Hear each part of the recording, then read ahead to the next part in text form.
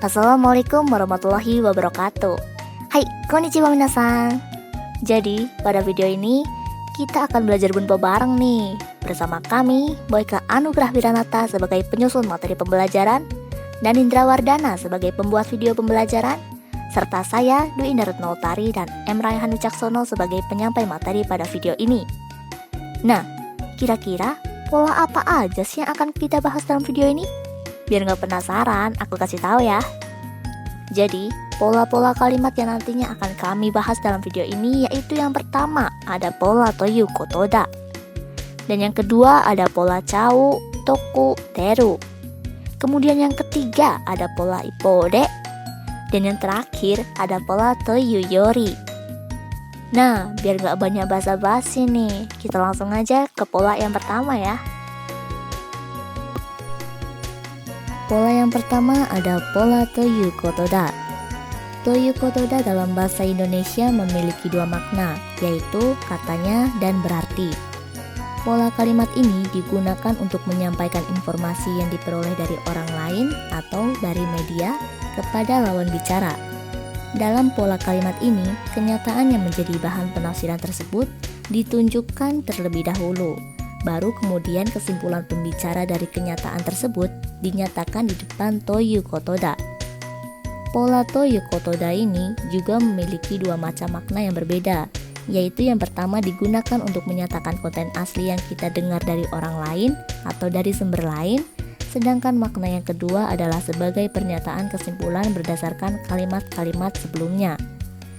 Kemudian cara pembentukan pola kalimat ini adalah kata kerja bentuk biasa ditambah toyu kotoda.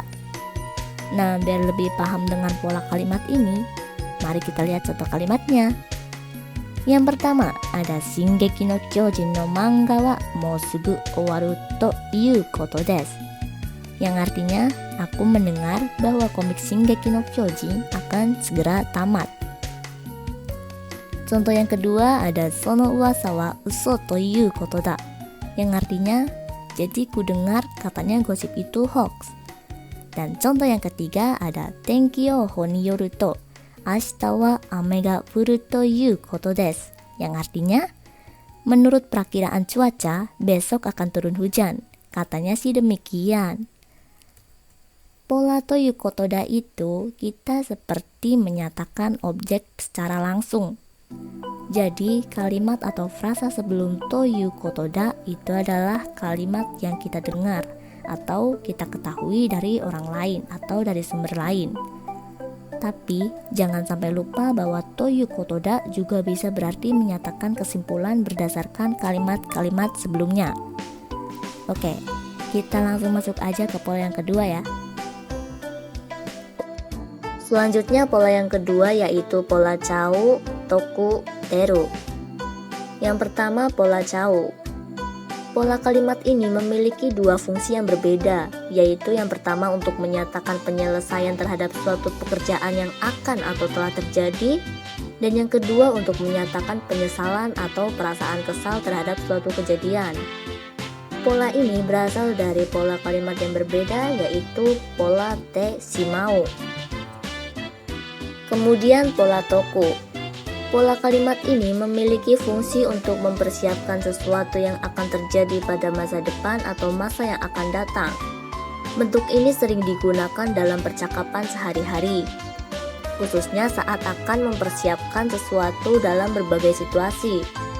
Pola ini juga berasal dari pola kalimat lain, yaitu pola teoku. Yang selanjutnya pola teru. Pola kalimat ini memiliki makna sedang melakukan suatu pekerjaan, melakukan pekerjaan secara rutin, dan suatu keadaan yang diakibatkan oleh pekerjaan. Sedangkan pola ini berasal dari pola teiru. Kemudian untuk cara pembentukan pola chau, yaitu dari pola kalimat kata kerja bentuk te ditambah shimau menjadi kata kerja bentuk T yang akhiran T-nya dihapus ditambah chau. Jadi, akhiran T shimau dari pola kata kerja bentuk T ditambah shimau itu diubah menjadi chau. Untuk contoh kalimatnya sebagai berikut. Yang pertama ada contoh berupa penyesalan atau perasaan kesal. Contohnya, Ryokun ni mo 3 kai furarechatta, yang artinya, sudah yang ketiga kalinya saya ditolak oleh Rio. Contoh yang kedua, Michiketa neko ga shinjatta yo, yang artinya, kucing yang saya temukan sudah mati. Kemudian contoh yang berikutnya itu berupa penyelesaian. Contohnya, Mou nimotsu wa heya no naka ni hakonjatte aru kara, yang artinya, barangnya sudah dibawa ke dalam kamar. Contoh yang berikutnya, sono keiki tabechatte mo ii no ka, yang artinya, bolehkah aku habiskan kue ini? Kemudian untuk cara pembentukan pola toku, yaitu dari pola kalimat kata kerja bentuk T ditambah oku menjadi kata kerja bentuk T yang akhiran T-nya dihapus ditambah toku. Jadi sebenarnya perubahan bentuk toku pada kalimat ini terjadi dengan cara memotong huruf E dari pola T oku yang kemudian menjadi toku. Contoh kalimatnya, yang pertama, wakatta, watashi kara mo itoku ne, yang artinya, baik, akan saya sampaikan juga. Contoh yang kedua, yasumeru uchi ni yasundoita hou ga ii yo, yang artinya, selagi bisa, sebaiknya Anda istirahat terlebih dahulu. Contoh yang ketiga, sokuji no yoi shitoite mo ii, yang artinya, apakah saya boleh mempersiapkan makanannya? Contoh yang keempat, sono mama suketoite, yang artinya, biarkan seperti itu saja.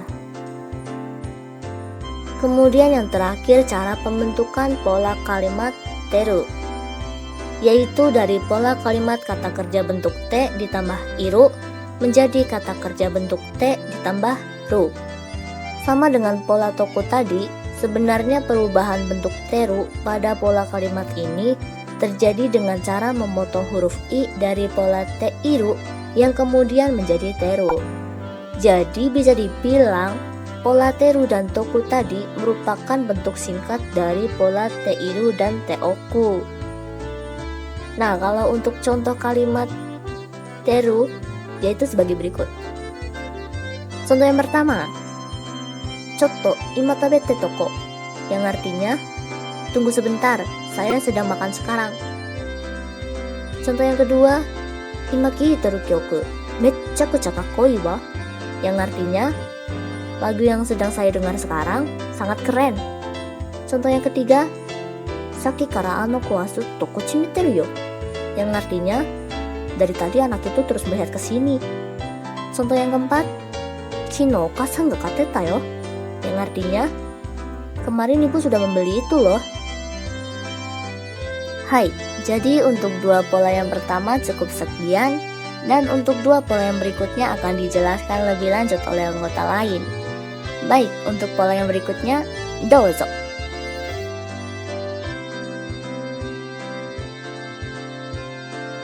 Hai, selanjutnya ada pola kalimat ippoude. Nah, pola ippoude ini adalah pola kalimat dalam bahasa Jepang yang menunjukkan dua perbandingan yang kontras dalam suatu kalimat. Atau dalam bahasa Indonesia bisa kita terjemahkan sebagai di sisi lain. Nah, cara pembentukan pola kalimat ini adalah kata kerja bentuk biasa ditambah ippoude. Nah, jika kata benda atau kata sifatna kita tambahkan diaru dulu sebelum ippoude, serta jika kata sifat i kita dapat langsung menambahkan ippoude setelahnya tanpa menghilangkan huruf i dalam akhir kata sifat i-nya. Nah, jadi agar lebih mudah dipahami, kita langsung lihat contoh kalimat aja. Yang pertama adalah kare wa maebang daigaku ni kayotteiru ippoude mayasa hatarateiru rashi. Artinya dia setiap malam pergi ke universitas, tetapi di sisi lain dia bekerja tiap paginya.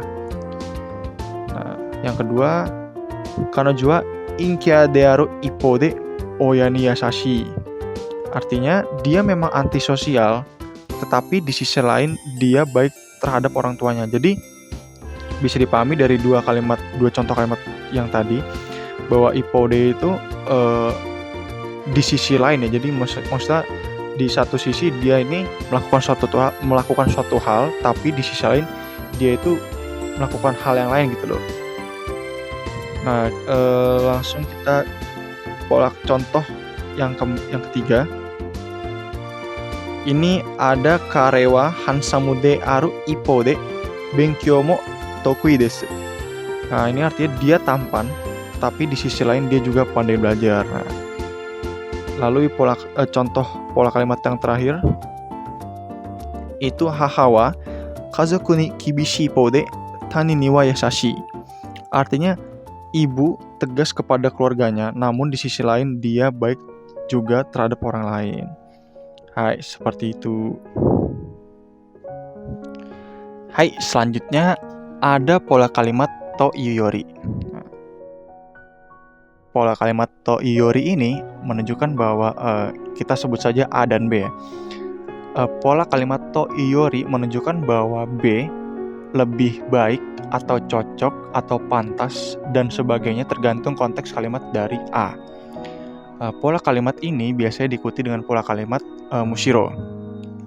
Nah, cara pembentukan pola kalimat ini adalah dengan kata kerja bentuk biasa atau kata benda, kata sifatna, dan kata sifat i ditambah to yuyori. Nah, selanjutnya ada beberapa contoh kalimat dari pola kalimat to yuyori. Ya, yang pertama ini ada imawa ramen to yuyori udo tabetai kibunda. Artinya sekarang saya lebih ingin memakan udon dibanding dengan ramen. Nah, di sini B terletak pada kata udon sedangkan A pada ramen. Jadi bisa ditarik kesimpulan bahwa si pembicara atau si orang ini ingin lebih memakan udon dibanding ramen dalam kalimat tersebut. Hai, kemudian pola kalimat yang kedua ada watashi no shigoto wa shigoto to iu yori shumi ni chikai. Artinya pekerjaan saya lebih seperti hobi daripada pekerjaan yang sebenarnya gitu. Jadi B di sini terletak pada kata shumi dan A pada kata shigoto.